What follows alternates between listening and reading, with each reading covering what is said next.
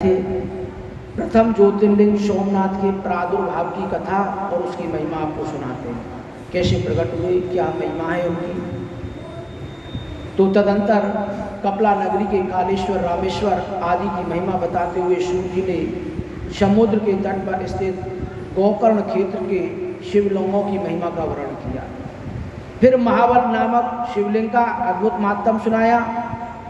अन्य बहुत से शिवलिंगों की विचित्र महात्म कथाएं वर्णन करने के पास ऋषियों के पूछने पर वे ज्योतिर्लिंगों का वर्णन करने लगे।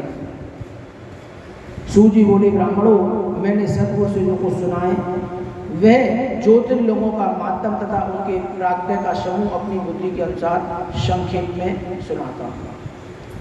तुम सब लोग ध्यान पूर्वक सुनो। ज्योतिर्लिंगों में सबसे पहले सोमनाथ नाम आता है। पहले उन्हीं के माध्यम को सावधान होकर सुनो।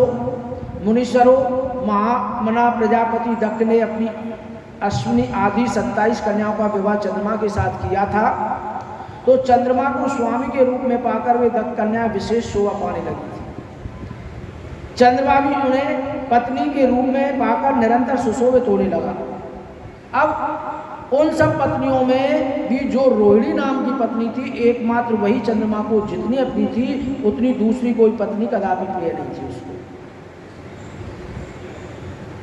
बोलो शंकर भगवान। इससे उन दूसरी स्त्रियों को बड़ा दुख होने लगा। वे सब अपने पिता की शरण में गई, दक्ष की शरण में, जो उनका पिता था। वहाँ जाकर उन्होंने जो भी दुख था उसे पिता को निवेदन किया, जैसे कि एक आम पत्नी भी करती है। भाई, जब ससुराल में उसको सुख नहीं मिलता है तो वो अपने पिता और माता से शिकायत करती है। तो जो वे सब सुनकर दक्ष भी बड़े दुखी हो गए और चंद्रमा के पास आकर उनको शांतिपूर्वक बोले, समझा रहे हैं दामाद को। दक्ष ने कहा, कलानिधि, तुम निर्मल कुल से उत्पन्न हो।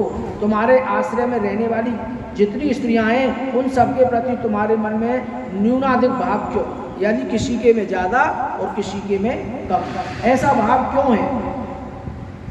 तुम किसी को अधिक किसी को कम प्यार करते हो। अब तक जो किया सो किया, अब आगे फिर कभी ऐसा मत करना। विषमतापूर्ण बर्ताव तुम्हें नहीं करना चाहिए, क्योंकि उसे नरक देने वाला बताया गया है। अर्थात किसी से अधिक किसी से ज़्यादा जो विवाह आदि करता है, कहते ना पंक्ति भेद करता है, तो उनको नरक देने वाला बतलाया गया है। बोलो शंकर भगवान।